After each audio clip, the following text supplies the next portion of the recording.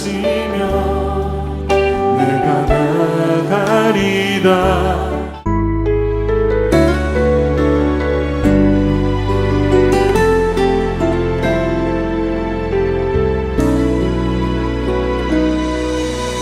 내 갈급함 어느 것으로 채울 수 없네. 내 갈급함 주의 음성 들리네. 내 갈급함 부르짖는 소리 들으소서. 내 갈급함 주의 음성 들리네. 내게로 나오라. 영원히 목마름 전혀 없으리. 내게로 나오라. 가까이 생수의 근원 되신 주께 내게로 나오라. 영원히 목마름 전혀 없으리. 내게로 나오라. 가까이 생수의 근원 되신 주께.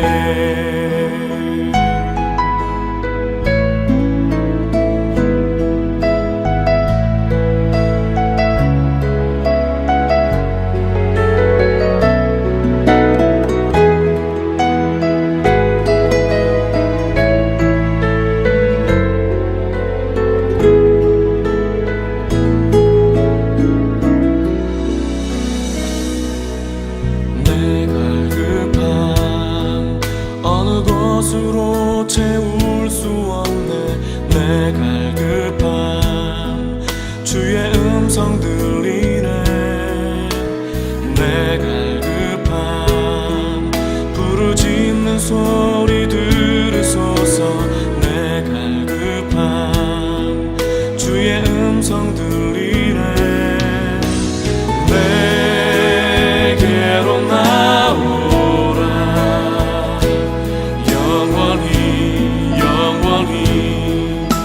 목마름 전혀 없으리. 내게로 나오라. 가까이 생수의 근원 되신 주께 내게로 나오라. 영원히 목마름 전혀 없으리. 내게로 나오라. 가까이 생수의 근원 되신 주께 내게로 나오라. 영원히 목마름 전혀 없으리. 내게로 나오라.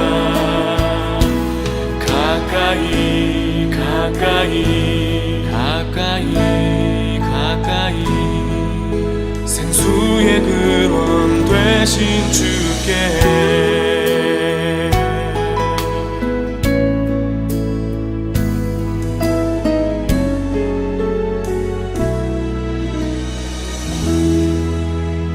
오늘 함께 묵상할 말씀은 이사야서 59장 9절로 21절 말씀입니다. 9절. 그러므로 정의가 우리에게서 멀고 공의가 우리에게 미치지 못한즉 우리가 빛을 바라나 어두움뿐이요 밝은 것을 바라나 캄캄한 가운데 행함으로 우리가 맹인같이 담을 더듬으며 눈없는 자같이 두루 더듬으며 낮에도 황혼때같이 넘어지니 우리는 강장한 자 중에서도 죽은 자 같으니라. 우리가 곰같이 부르짖으며 비둘기같이 슬피 울며 정의를 바라나 없고 구원을 바라나 우리에게서 멀도다. 이는 우리의 허물이 주의 앞에 심히 많으며 우리의 죄가 우리를 쳐서 증언하오니 이는 우리의 허물이 우리와 함께 있음이니라. 우리의 죄악을 우리가 아나이다.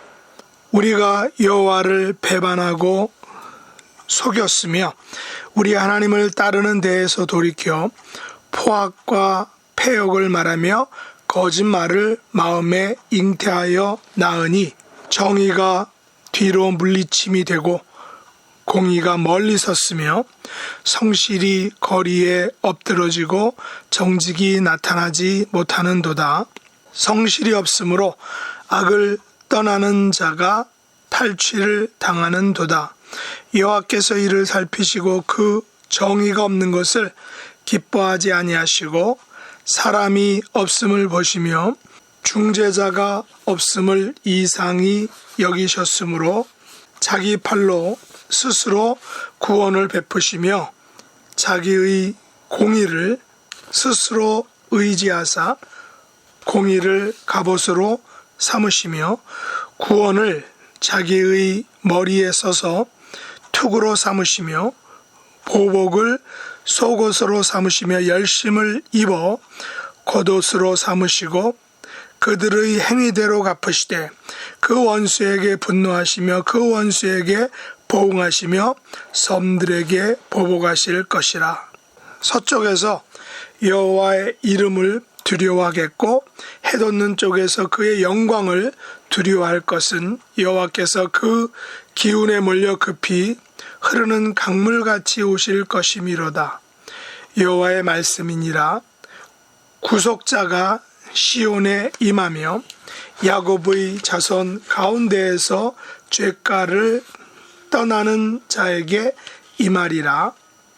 여호와께서 이르시되 내가 그들과 세운 나의 언약이 이러하니 곧 내 위에 있는 나의 영과 내 입에 둔 나의 말이 이제부터 영원토록 내 입에서와 내 후손의 입에서와 내 후손의 후손의 입에서 떠나지 아니하리라 하시니라. 여호와의 말씀이니라. 아멘. 오늘 말씀의 제목은 여호와께서 세워주신 새 언약입니다. 이사야 선지자는 오늘 21절에서 이스라엘 백성들에게 새 언약의 내용을 소개하고 있습니다. 우리가 잘 알고 있는 새 언약은 예레미야 31장 31절로 33절 말씀입니다. 한번 그 내용을 보겠습니다.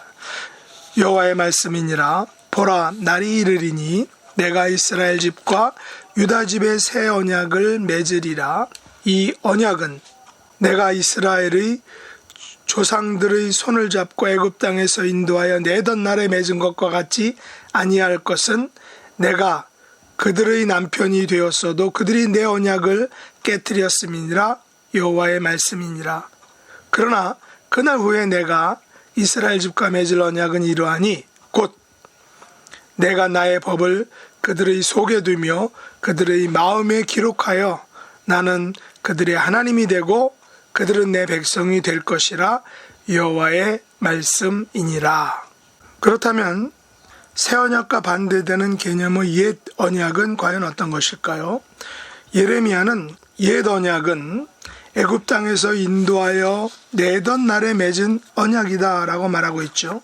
쉽게 말하면 모세 언약, 모세의 율법, 또 모세를 통해 주신 계명을 옛 언약이라고 말하는 것입니다. 그렇다면 옛 언약과 새 언약의 차이점이 과연 무엇일까요? 예레미야는 하나님과 이스라엘의 관계가 옛 언약 하에서는 남편과 아내의 관계였음에도 불구하고 일방적으로 아내된 이스라엘이 하나님과 맺은 그 언약을 깨뜨렸다라고 말하는 것입니다. 그러나 새 언약은 하나님의 법을 그들의 속에 두며 그들의 마음에 기록하여서 하나님은 그들의 하나님이 되고 그들은 하나님의 백성이 되는 관계가 바로 새 언약이다라고 말합니다. 쉽게 말해서 옛 언약에서 인간은 범죄하여 일방적으로 그 언약이 깨어졌습니다. 깨어진 언약을 다시 회복시킬 방법은 인간에겐 없었다는 것입니다. 그러나 하나님께서 친히 새 언약을 제시하시고 다시 언약을 새롭게 맺어주신 것입니다. 그래서 옛 언약과 새 언약은 분명한 차이가 있다는 것입니다. 옛 언약은 돌비에 새겼다면 새 언약은 마음의 신비에 새겼다는 것입니다. 새 언약을 통해 하나님과 그분의 백성 간에 온전한 관계가 회복되어진 것입니다. 그리고 이 관계 회복의 핵심에는 바로 십자가에서 돌아가신 새 언약의 중보이신 예수님이 계신 것입니다. 오늘 본문 9절로 20절에서 새 언약을 필요로 한 이유와 새 언약이 가져올 구속자에 대해서 언급하고 있습니다. 옛 언약 하에서 인간의 모습은 어떤 것이었나요? 바로 정의와 공의가 없는 삶입니다. 빛을 원하지만 어두움뿐인 삶이었습니다. 밝은 것을 바라지만 캄캄한 가운데 행하는 삶이었던 것입니다. 곰같이 부르짖으며 비둘기같이 슬피 울며 구해왔지만 거기에는 정의도 없고 구원도 없는 그런 삶이었던 것입니다. 왜냐하면 우리의 삶에는 우리의 허물과 우리의 죄가 언제나 함께 있었기 때문이다 라는 것입니다. 이사야 선지자는 12절에서 이 같은 절망적인 상황을 이렇게 말해주고 있습니다. 이는 우리의 허물이 우리와 함께 있음이니라. 우리의 죄악을 우리가 아나이다. 우리의 허물과 우리의 죄악으로 말미암아 그 옛 언약이 산산이 깨어졌던 것입니다. 그래서 우리의 허물만 우리의 삶에 있었고 우리의 죄악만 우리의 삶에 있었기 때문에 그 곳에서는 소망이 구원이 전혀 없었다는 것입니다.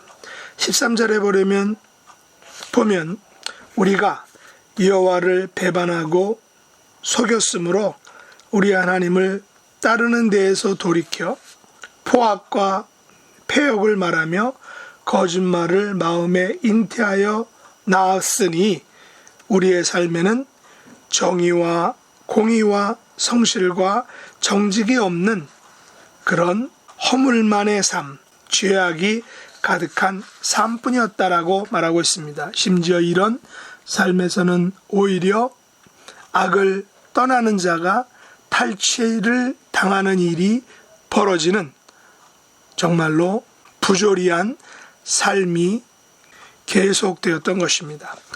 이런 삶에 반드시 필요한 것이 과연 무엇일까요? 바로 중재자입니다. 구속자입니다. 오늘 말씀 15절에 보면 여호와께서 이를 살피시고 정의가 없고 사람이 없고 중재자가 없음을 불쌍히 여기사 자기 팔로 스스로 구원을 베푸시며 자기의 공의를 스스로 의지하사 공의와 구원과 열심으로 구속자를 시온에 보내셨다라고 말하고 있습니다. 그 구속자가 바로 메시아이시죠. 그 구속자가 바로 예수님인 것입니다. 여호와께서 구속자이신 예수님을 통하여 그들과 새 언약을 세우신 것입니다. 그 언약의 내용이 바로 21절 말씀입니다. 한번 같이 보겠습니다. 여호와께서 이르시되 내가 그들과 세운 나의 언약이 이러하니 곧 내 위에 있는 나의 영과 내 입에 둔 나의 말이 이제부터 영원하도록 내 입에서와 내 후손의 입에서와 내 후손의 후손의 입에서 떠나지 아니하리라 하시니라. 여호와의 말씀이니라. 이 언약의 핵심은 아버지의 영과 아버지의 말씀이 이제부터 영원하도록 백성들의 입에서 떠나지 않게 된다라는 것입니다. 옛 언약은 단절성이 있었습니다. 다시 말해 죄로 인하여 깨어졌습니다. 옛 언약은 내 입에서와 내 후손의 입에서와 내 후손의 후손의 입에서 떠나지 않는 그런 언약이 결코 아니었던 것입니다. 그러나 새 언약은 구속자이신 예수님의 십자가의 죽음으로 인하여 죄의 문제가 영원히 해결되었던 것입니다. 예수님께서는 성령님을 우리에게 보내주셨습니다. 예수님께서는 새 언약을 우리에게 가져다 주신 것입니다. 예수님께서 성령과 말씀으로 우리의 입에서 영원히 떠나지 않게 해주신 것입니다. 우리의 삶에 그래서 성령님이 영원히 함께 하시는 것입니다. 우리의 삶에 살아 역사하시는 하나님의 말씀이 영원히 함께 하는 것입니다. 그러므로 우리의 입에서 성령 하나님을 이야기해야 합니다. 우리의 입에서 하나님의 말씀이 떠나지 않게 해야 합니다. 우리의 삶에 성령님, 살아계신 성령님과 살아 역사하는 말씀이 함께 한다면 우리의 삶은 과연 어떻게 될까요? 우리의 삶에는 승리가 있을 것입니다. 우리의 삶에는 감사가 있을 것입니다. 우리의 삶에는 기적이 있을 것입니다. 우리의 삶에는 치유와 회복이 늘 함께 할 것입니다. 이런 삶을 살아가는 저와 여러분이 될 수 있기를 예수님의 이름으로 축복합니다. 기도하겠습니다. 하나님 아버지, 정의와 공의가 없이 살던 저희들에게 중재자이시며 구속자이신 예수님을 보내주신 것을 감사합니다. 새 언약의 중재자이신 중보자이신 예수님을 보내주셔서 구원과 영원한 삶을 선물로 주신 것을 감사합니다. 우리의 입에서 성령 하나님 또 하나님의 살아있는 말씀이 영원히 떠나지 않도록 우리의 입술을 주장하여 주시기를 원합니다. 우리의 입술과 말과 고백에 성령 하나님과 하나님의 말씀이 항상 가득하도록 살아 역사하도록 은혜 더하여 주옵소서. 예수님의 이름으로 간절히 기도드렸나이다. 아멘.